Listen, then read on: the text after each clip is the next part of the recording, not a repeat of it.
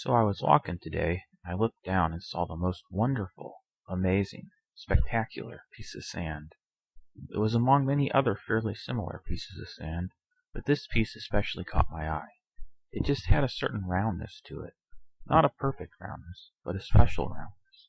Actually really not so different than the roundness of all the other pieces of sand. But that was part of the appeal. This piece of sand didn't mind being similar to all the other pieces of sand. This piece of sand didn't need to stand out. So I bent down and picked it up. It was not very heavy. I brought it inside my apartment and put it in a safe place, away from all the other pieces of sand. I admired it. I analyzed it. I told it a few of my secrets. I may have pet it. What a great pet it would be. Kinda like a pet rock, but a lot smaller. I used to have a pet rock, but it was too much to take care of. But this would be different.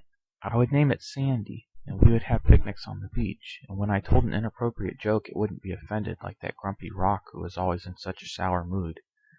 Yet something didn't feel right. Who was I to take this remarkable grain of sand from its natural environment?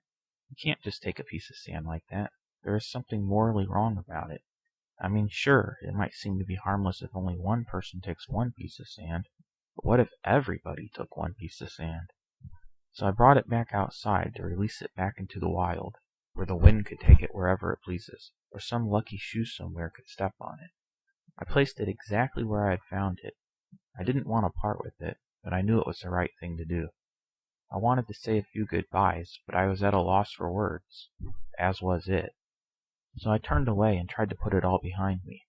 As I walked back to my apartment, I remembered the good times, the time I admired it, the time I analyzed it, the time I told it a few of my secrets, and of course the time I pet it.